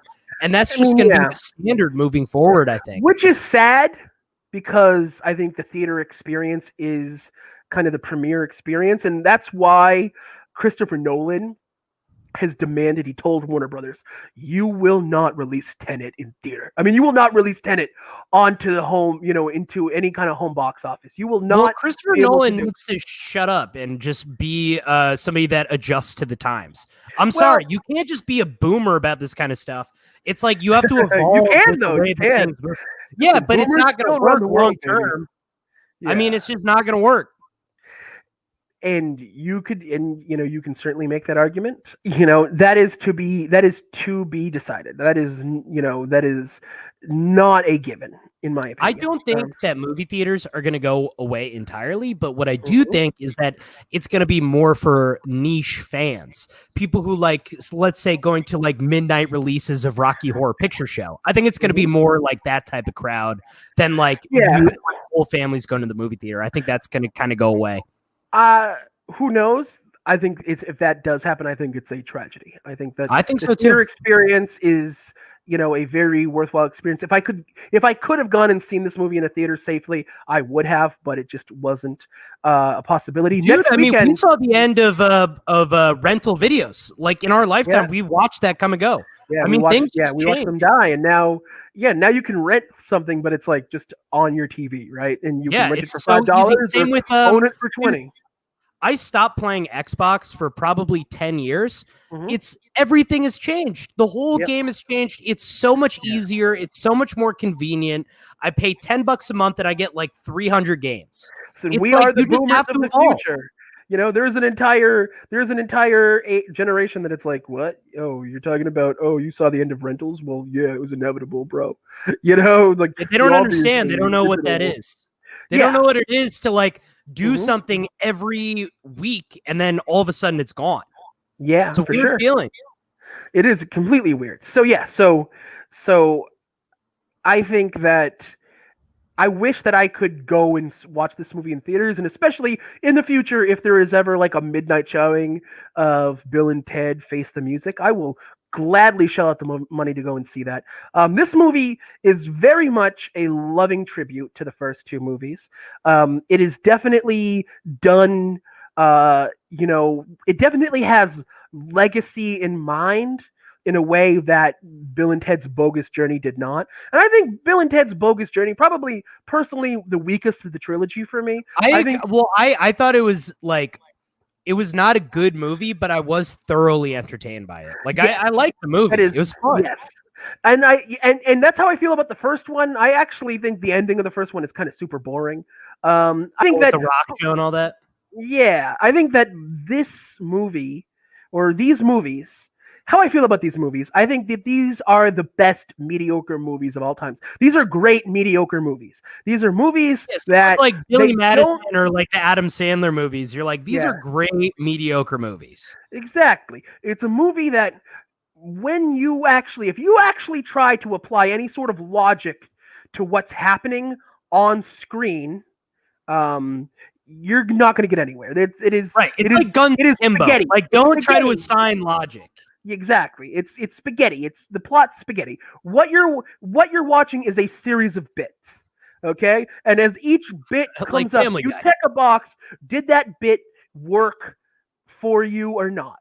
And Bill and Ted Face the Music has some of the best bits of the entire trilogy. There are moments that absolutely destroy me. Plus, I think that these two characters, the Bill and Ted characters, are far more interesting to me as two guys who are 50-something losers than they are as hot young 20-something dudes who are just clueless. Like when these dudes, just me as a guy in his 30s who knew, just, brain dead jock dudes or brain dead metalhead dudes that just kind of got things because they were cool that maybe didn't deserve them, so part of me just like doesn't like those guys based on my own inner prejudices, right? Sure. In this movie, these dudes are old, they're in their 50s, they look it. Especially Alex Winter he's definitely, you can definitely see that he is, a lot older. Keanu Reeves looks fine. Timeless. The man is timeless. He looks great all the time. Although this is the first movie where I definitely felt like, man, Keanu Reeves is definitely starting to get older. And I don't know feel that way for John Wick at all. John Wick, no. John Wick, he looks, maybe a little bit, but he looks like, he's just blowing people's heads off and just like cartwheeling and just fighting 20 guys at once, so you don't have enough time to like really examine his face. I will say that they slip it back into the Bill and Ted dynamic effortlessly. It feels like the way they talk to each other is amazing, and really like it definitely feels like you're watching two old friends, and just I love the way that like, but Ted, we need to go here. It's like, oh, that is most heinous. That is most heinous, my bro. Like you know what that reminds me of? There's a David Dobrik vlog where he got Drake and Josh to see each other after like 7 years of never seeing each other. Yeah. And as soon as they started talking, they're like right back in it. Exactly. Like right in that classic Drake and Josh back and forth. and they're a classic duo, and they definitely feel like a classic duo. I think the daughters do a good job, and they're definitely the whole B plot of the movie is based on them. They have their own. They actually literally Interesting. have their own adventure where they literally do the plot of both the first and second movies in a row with the daughters. Like they literally like go through the plots of the first and second movies, but the daughters go through both of those, and then they find a clever way to twist it together into Bill and Ted's A plot. And that comes together. There's just a very, very good cast of characters. Kid Cudi is a minor character in this. No way, Kid Cudi's in it. Kid Cudi plays himself, and and at one point just like explodes into a ball of light, like it is Sure. it is fantastic. They bring Death back from the second movie. They give him like literally there's like character development. There's like a C plot with like Bill and Ted and Death, like and they have unfinished business from like the time between the second and third movies, which is really cool. Do you watch Barry on HBO? No. Okay, so Anthony Carrigan, who plays NoHo Hank on Barry from HBO, he plays a robot. He plays a killer robot that has been created to murder Bill and Ted, that spends half the movie tracking them down. And him as the robot is one of the funniest things about this movie. The robot just steals half the scenes he's in.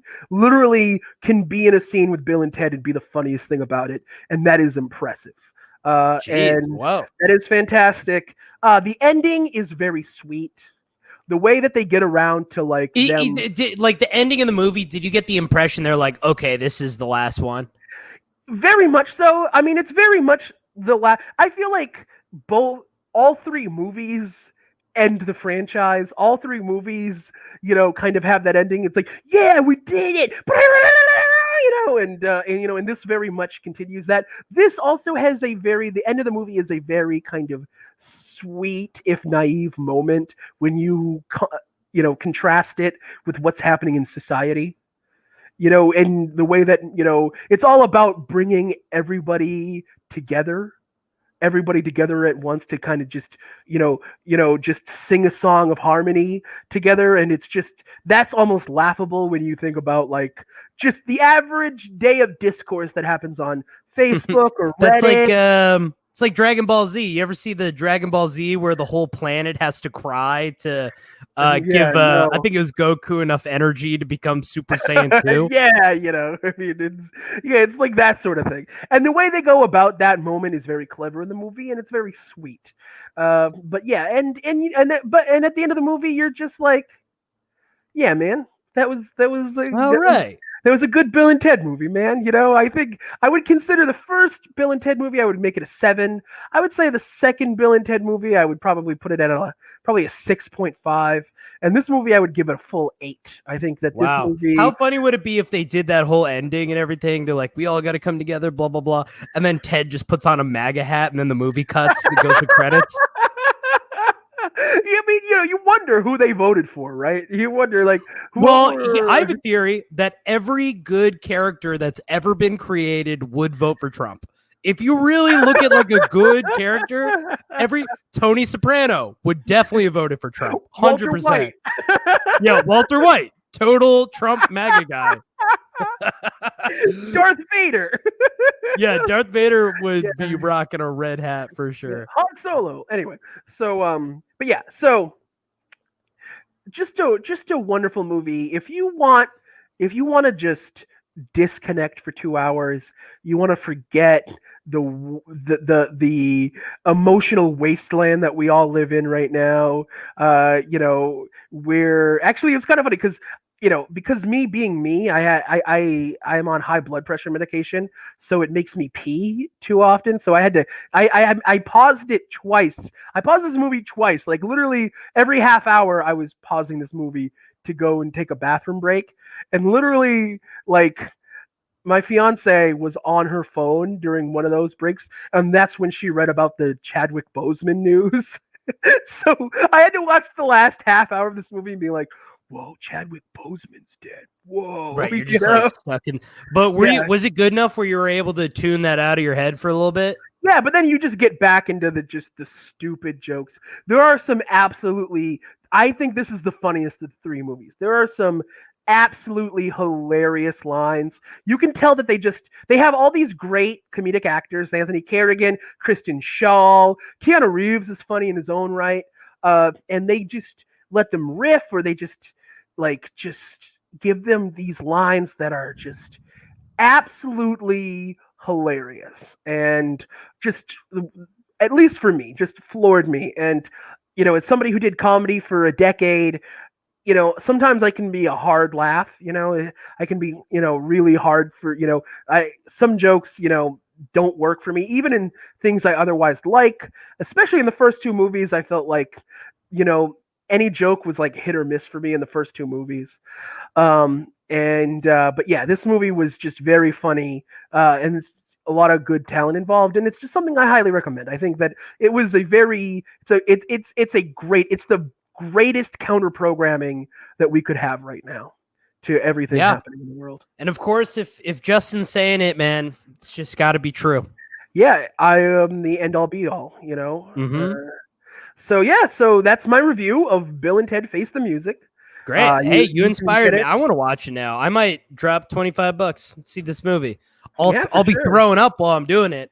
I'll be heaving over the toilet just thinking about $25 to watch a movie. But hey, I mean, I want closure. Like again, Bill and Ted is something I haven't thought about in probably 10 years. But every time I think about it, it's positive association. Yeah. Like none of the jokes got like too overplayed out. It always sat like right below being too popular. Yeah. And I mean, I love Keanu Reeves. I think he's great. He's fantastic. And it's nice to see him play not a, how do I want to phrase this? Play like somebody a loner type, almost like alpha male loner, keeps to himself type character. But also somebody who he's expressive in this, he is. He's a goof. we get to see the goof side of Keanu. And just also you get multiple scenes of Bill and Ted talking to like alternate versions of themselves. And really that is some of the best stuff in the movie. Just Ted talking to Ted, and then Ted saying to Bill, like, bro, dude, I don't know about that other Ted, man. And it's like, and then Bill's like, he doesn't trust himself. Yeah, and he's like, and then Bill going, well, Ted, you have always been weird with yourself. And it's just, great. like, and just a lot of, and this movie is self-aware in a way that the first do they handle time travel well? Like, I know a lot of movies do it better than other movies. Like, is that even a thing you think about? Just listen. The first movie sets up rules for time travel that the second movie breaks. This movie, right. This movie doesn't even have real rules, Yeah, because a movie like Back to the Future or the Futurama movie are like very, like they keep up with what time travel actually is. But some movies, it's just lawless. Those movies are set in universes that are, I think, a lot more grounded in its own reality. Obviously not reality, but its own reality.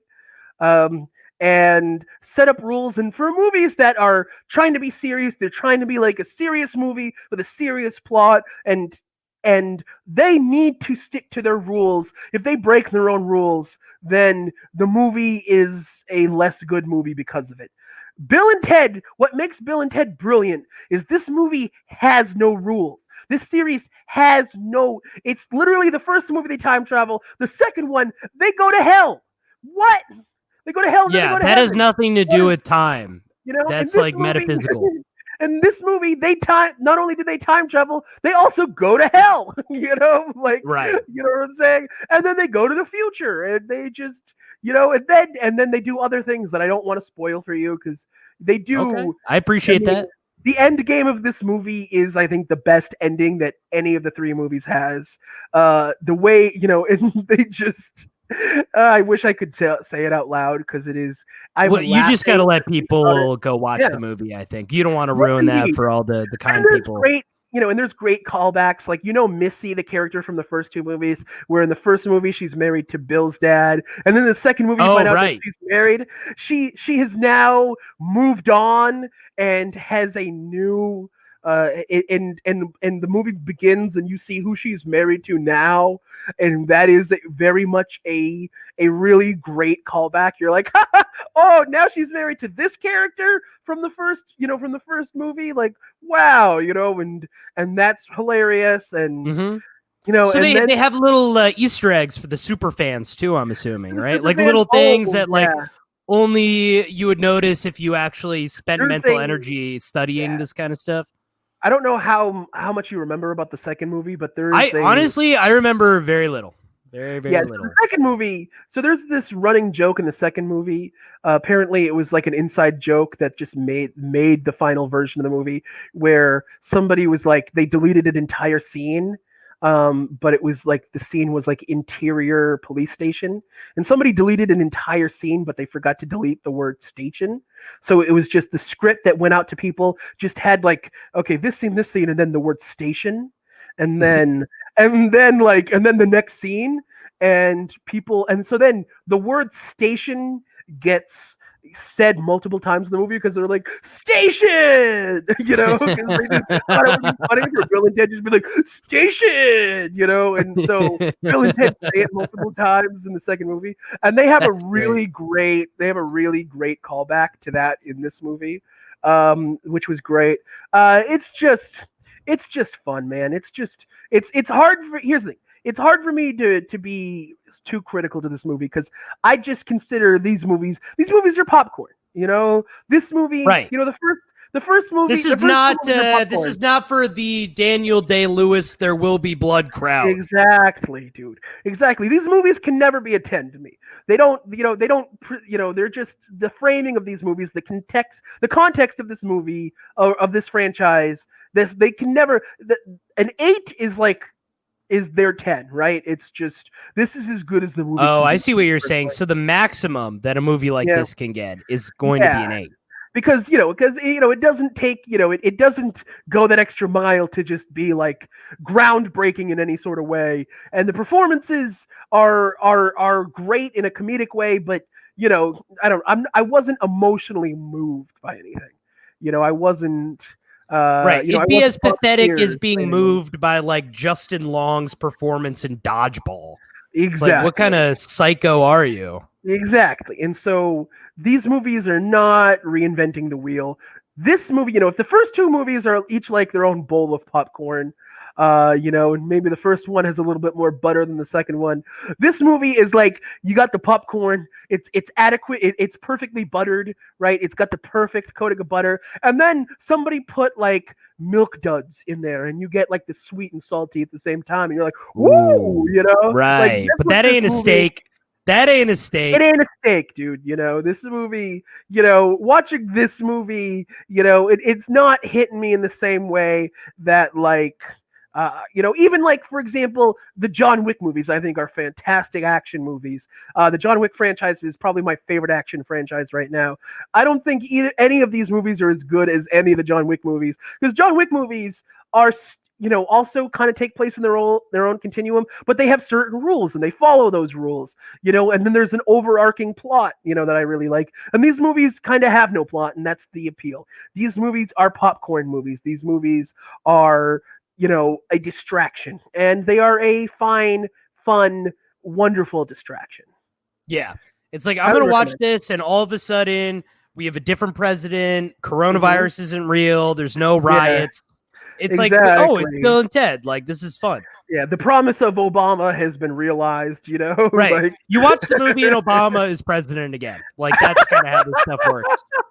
Yeah, you can just hum a tune to yourself and, and not think about, the rise in fascism across the U.S. But yeah, so that's my review of Bill and Ted. That has been the FilmBook Cast. That's the FilmBookCast, guys. That's the FilmBook What'd you think? Did we get anybody staying all the way to the end? Thank you so much. We appreciate you. These are do you know what though? Here's the thing. We covered a lot of ground. There's been a lot of meat inside of these potatoes, Yeah. Yeah, and and I think like the promise of the review is what keeps people going. But yeah, so you can find me. I'm Justin P. Drew, aka Shushy. Justin, let's get an out of 10. Let's get an out of 10. I already gave it to you. 8 out of 10. Oh, 8 out of 10. There we go. There we go. Yeah, totally. But so I'm Shushy. You can find me at twitch.tv/ShushyLives, SHUSHYLIVES. And what about you, CJ Brown? Yeah, this is CJ Brown. You can find me on Twitch. That is Sorry CJ Brown. Twitch.tv/Sorry CJ Brown. Or you can find me on Twitter. That's twitter.com/CJ Sorry. So those are the two places you can find us. Yeah. Keep up. Yeah, we're going to have something new for you guys every week.